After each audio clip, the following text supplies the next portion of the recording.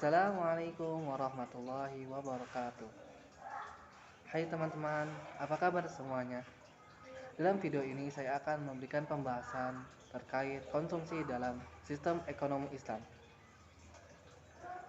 Video ini saya buat untuk memenuhi tugas ujian akhir semester mata kuliah Sistem Ekonomi Islam dosen pengampu Bapak Anggi Setia Prayoga SE. Dalam video ini saya akan memberikan pembahasan dan ada beberapa poin pembahasan. Poin yang pertama terkait pengertian konsumsi dan poin yang kedua terkait prinsip-prinsip konsumsi dan poin yang ketiga terkait kaidah-kaidah konsumsi dan yang keempat tujuan konsumsi, dan itu semua meliputi konsumsi dalam perspektif ekonomi Islam. Baik, mari kita mulai ke pembahasan. Pengertian konsumsi. Dalam mendefinisikan konsumsi, terdapat banyak perbedaan di antara para ekonom. Namun, secara umum, konsumsi dapat didefinisikan sebagai penggunaan barang atau jasa untuk memenuhi kebutuhan manusia. Namun, ada perbedaan antara konsumsi dalam ekonomi konvensional dan ekonomi Islam, yaitu terdapat pada tujuan konsumsi. Tujuan konsumsi dalam ekonomi Islam harus memenuhi kaidah pedoman syariah Islamiyah.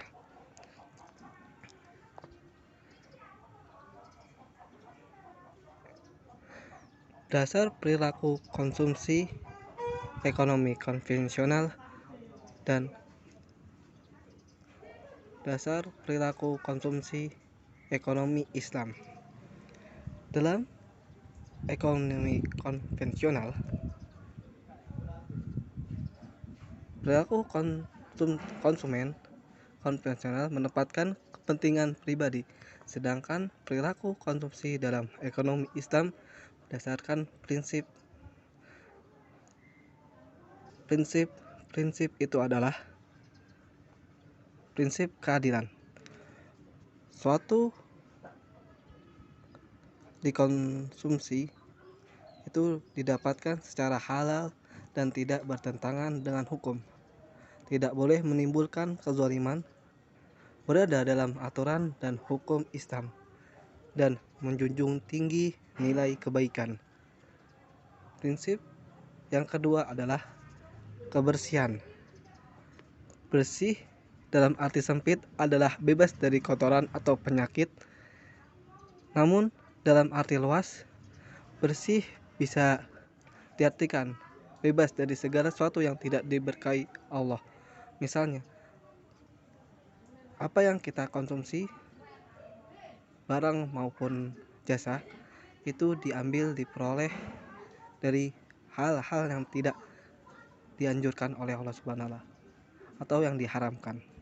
Oke, beralih ke prinsip yang ketiga, prinsip kesederhanaan. Sikap berlebih-lebihan atau israf sangat dibenci oleh Allah Subhanahu wa Ta'ala dan merupakan pangkal berbagai kerusakan di muka bumi ini. Sikap berlebihan mengandung makna melebihi dari kebutuhan yang wajar dan cenderung mengikuti hawa nafsu. Dan sikap berlebihan ini sangat tidak dianjurkan, malah bahkan dilarang oleh Allah Subhanahu wa Ta'ala. Maka Islam menjunjung tinggi prinsip kesederhanaan ini. Oke, beranjak ke prinsip yang keempat, yaitu prinsip kemurahan hati.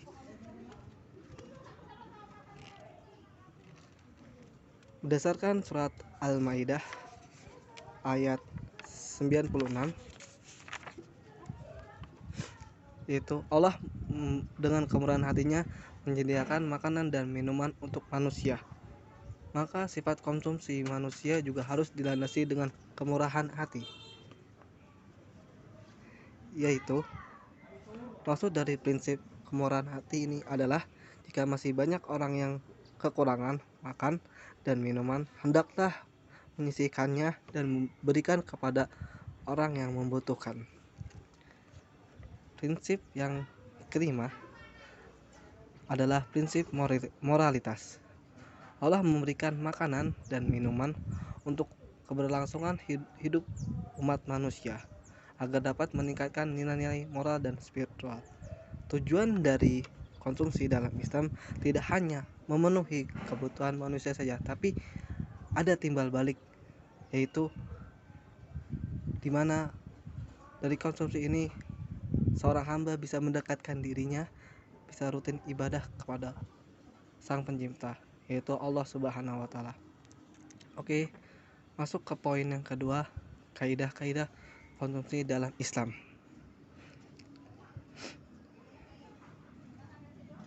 Kaidah-kaidah dalam konsumsi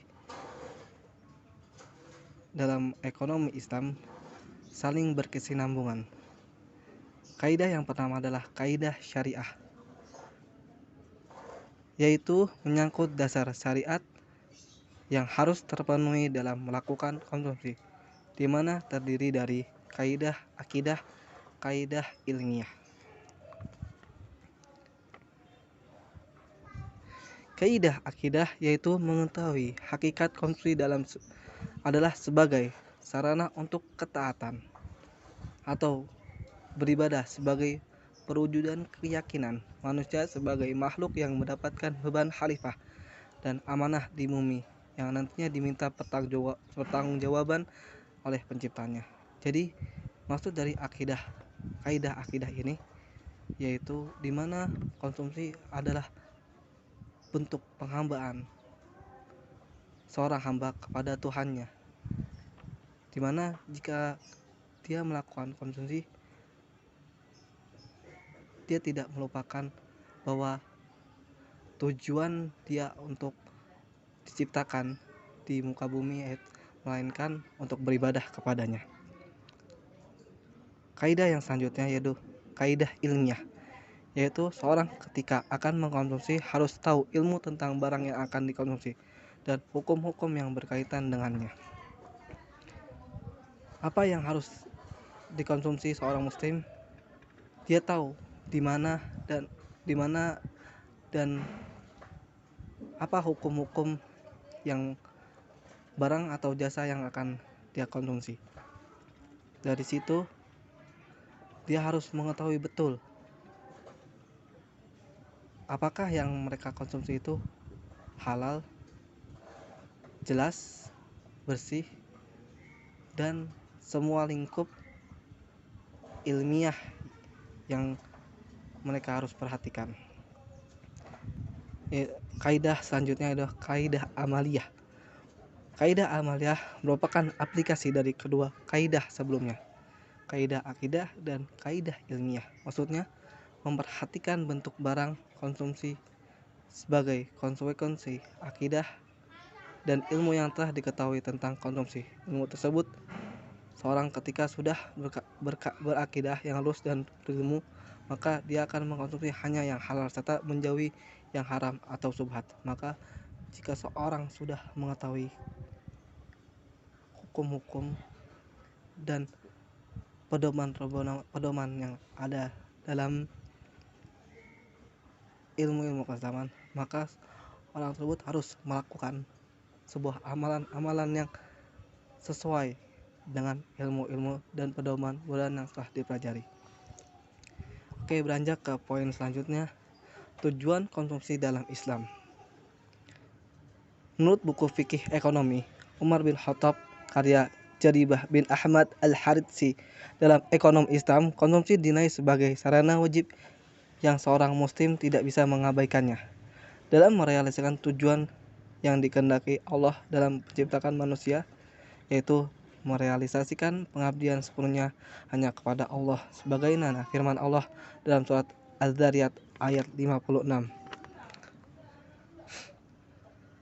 Islam mewajibkan manusia mengkonsumsi apa yang dapat menghindari dari kerusakan dirinya dan mampu melaksanakan kewajiban-kewajiban yang diperintahkan oleh Allah Subhanahu wa taala.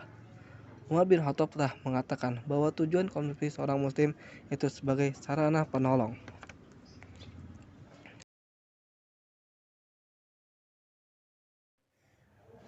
Baik, sekian pembahasan kali ini. Jika ada salah kata dan perilaku dari saya, mohon dibukakan pintu maaf yang sebesar-besarnya. Akhirul kalam, wabillahi taufiq wal hidayah. Wassalamualaikum warahmatullahi wabarakatuh.